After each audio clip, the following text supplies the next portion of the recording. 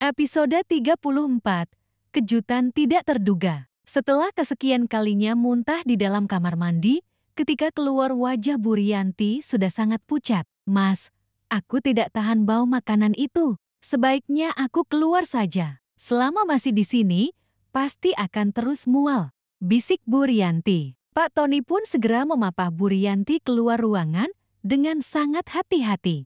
"Loh, Pak De mau kemana?" seru Wina. "Kalian di sini saja, sarapan saja dulu. Budimu mau cari udara segar, dia nggak tahan bau makanan itu. Kalau sudah selesai, segera suruh orangmu bereskan Raf," jawab Pak Tony tanpa menoleh. "Pak De sama Bude, tidak sarapan dulu?" tanya Raffi. "Sudah tidak usah mikirkan kami, biar Budimu reda dulu perutnya. Kalian makan sajalah, aku nanti gampang," kata Pak Tony seraya menutup pintu. "Kamu makan dulu saja, Mas.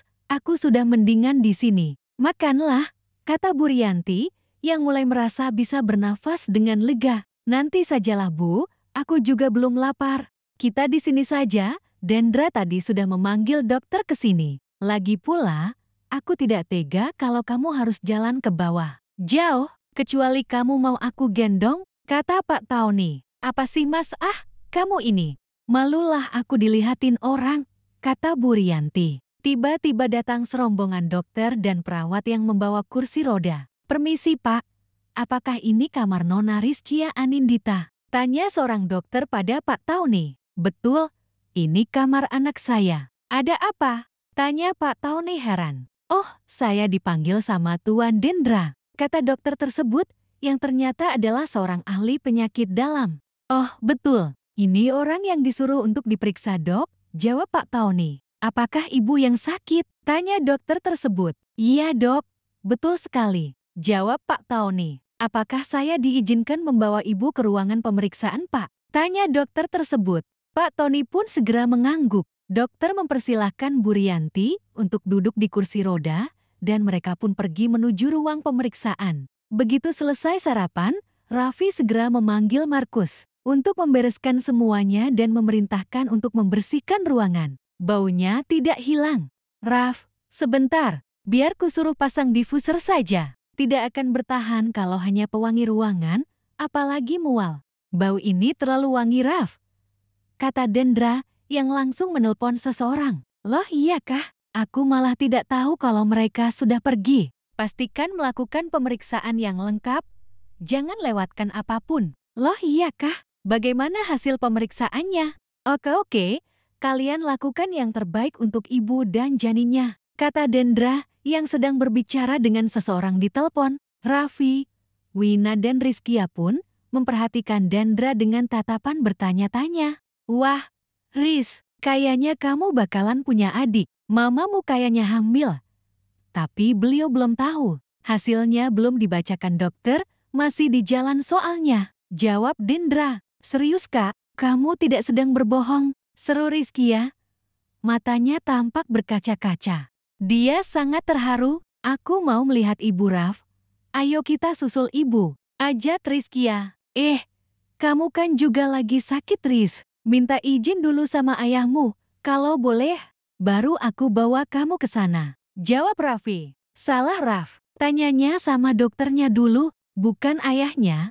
Boleh apa tidak sama dokternya pergi? Kalau dokter izinkan, baru tanya ayahnya," kata Dendra, yang segera menelpon seseorang lagi. "Panggilkan Dokter Freddy. Bagian bedah saraf, suruh ke ruangan Rizkia sekarang," kata Dendra. Wah, enak ya punya koneksi orang dalam. Apapun serba cepat, seru Wina. Tak lama datang perawat yang memasangkan diffuser di dalam ruangan. "Karena untuk pasien mual, kami berikan Aromamin.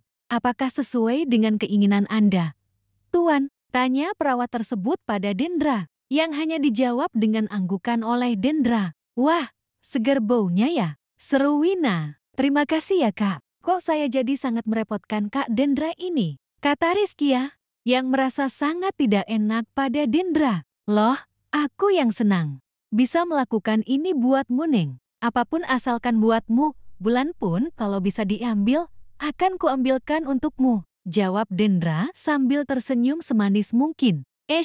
Kak Dendra bisa aja," jawab Rizkia dengan wajah bersemu merah. Cie. Apakah kita jadi obat nyamuk di sini, Raf? Seru Wina. Tak lama, dengan tergesa, Dr. Freddy masuk ke dalam ruangan. Oalah, bikin kaget saja, Riz. Kupikir ada apa. Sampai pemilik rumah sakit langsung yang menyuruhku ke sini. Kata Dr. Freddy lega ketika dilihatnya Rizkia baik-baik saja. Dok, apakah dia sudah boleh jalan keluar ruangan? Tanya Dendra. Boleh. Rizkia tidak kenapa-napa. Hari ini pun sebenarnya boleh pulang. Hanya kemarin saya menyarankan Rizkia untuk ke polipsikiatri untuk menjalani hipnosis. Dan ibunya tadi pagi sudah memintakan saya untuk menentukan jadwal pertemuan. Jadi mau sekalian saja, jawab Dr. Freddy. Dendra pun sedikit mengernyit bingung karena dia tidak memahami kondisi Rizkia. Namun dengan segera Dendra berusaha bersikap cool. Okelah, lakukan semua yang terbaik sampai pasien benar-benar sembuh. Pasien ini berada dalam pengawasanku ya, jadi pastikan kalian melakukan yang terbaik. Paham? Kata Dendra. Baik Tuan, Anda tenang saja. Gimana keadaanmu hari ini, Riz? Ini tumben sekali ibumu mau meninggalkan kamu? Tanya Dr. Freddy. Saya baik-baik saja, Dok. Ibu sedang diperiksa sama dokter. Karena mualnya ibu semakin parah pagi ini. Berkali-kali ibu muntah tadi.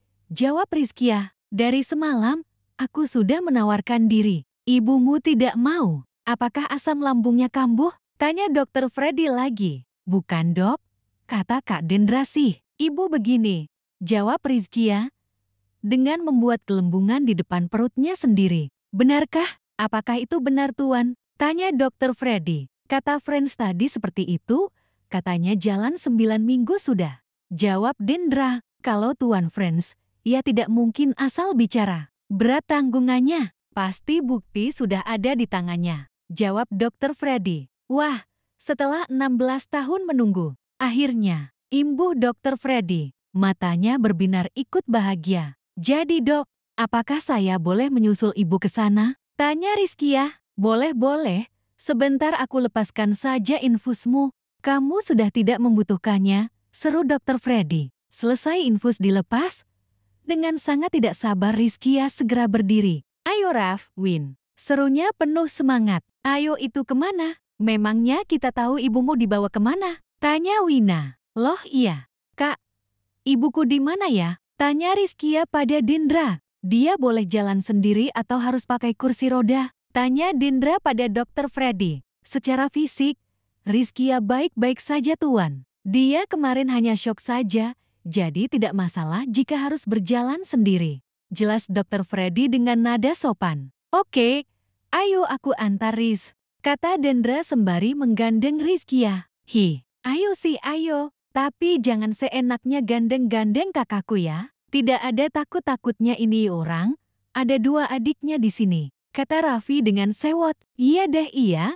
Maaf ya adik-adiknya kakak Rizkia. Ayo mari aku antar ke sana. Jawab Dendra dengan tersenyum. Sementara Dr. Freddy hanya tertawa renyah. Dia akhirnya paham. Kenapa biaya rumah sakit bisa gratis. Ternyata Rizkia telah mencuri hati satu-satunya penerus rumah sakit. Sesampainya di depan ruangan, di mana Bu Rianti berada, Raffi berniat ikut masuk. Namun Dendra segera menghentikannya. Mau kemana lo? Hardik Dendra. Mau ikut masuklah. Lihat kondisi Budhe, kata Raffi. Lo lupa kalau ibunya Rizkia tadi mual. Terlalu banyak orang. Dengan terlalu banyak aroma, akan membuat dia semakin mual. Dia butuh oksigen yang banyak. Sudah kita di sini saja. Kamu masuk saja, Riz. Biar kami tunggu di sini, kata Dendra seraya memegangi lengan Raffi. Raffi dan Wina pun merungut. Namun menurut juga, mereka duduk di kursi, sementara Rizkia melangkah masuk ke dalam ruangan sendirian. Melihat pintu terbuka, Bu Rianti menoleh. Ketika dilihatnya Rizkia yang masuk, dia segera duduk. Loh, Riz, kamu ngapain ke sini? Siapa yang melepaskan infusmu nak? Ibu tidak kenapa-napa kok, paling asam lambung ibu aja. Karena sudah beberapa hari ini memang ibu tidak nafsu makan. Sudah, ayo, ibu antar kamu ke ruangan kamu lagi. Mas, kamu carikan Dr. Freddy. Lihat ini anakmu. Kok kamu malah diam saja, Thomas? kata Bu Rianti dengan nada kesal. Tidak usah Bu, Dokter Freddy yang mengizinkanku ke sini. Dia sendiri yang melepaskan infusnya. Aku tidak sabar soalnya, kata Rizkia dengan mata berbinar-binar. Tidak sabar kenapa? Tanya Bu Rianti heran. Selamat ya Bu, Rizkia ikut senang. Adikku baik-baik di situ ya, jangan nakal. Jangan bikin ibu kita sakit ya. Kakak janji akan jadi kakak yang baik dan sayang sama kamu, seru Rizkia dengan mata berkaca-kaca. Apa maksud Morris? Apakah yang dikatakan anak saya benar dok? Tanya Pak Tony kepada dokter. Saya juga belum tahu Pak, karena Tuan Dendra menyuruh melakukan pemeriksaan menyeluruh. Hasilnya saja saya belum menerimanya bukan? Jawab dokter Arya dengan jujur. Kak Dendra bilang, Tuan Frans yang mengatakan barusan dok, sudah 9 minggu katanya. Jawab Rizkia antusias. Tak lama seorang perawat terlihat masuk dan menyerahkan beberapa berkas kepada Dokter Arya. Dokter Arya pun dengan sangat penasaran membaca berkas tersebut dan ternyata benar. Iya, ternyata benar. Selamat ya Pak. Selamat. Ya Bu, Bu Rianti dinyatakan hamil dan sudah berusia 9 minggu, kata Dokter Arya. Pak Tony seketika seperti membeku, tubuhnya menegang, seolah tidak percaya dengan apa yang didengarnya. Apakah aku telah salah mendengar Bu? Apa kamu dengar apa yang dikatakan dokter? Tanya Pak Tony terbata-bata. Bu Rianti pun mengalami hal yang sama, seketika dia merasa tubuhnya tegang, membeku, antara kaget, bahagia, juga haru, bercampur jadi satu. Rizkia segera menghampiri Pak Tony, menarik lengannya agar mendekat kepada Bu Rianti. Saya kok malah bengong, reaksinya kok begitu saja sih? Nggak romantis banget. Peluk dong ibu, seru Rizkia, sembari meneteskan air mata haru.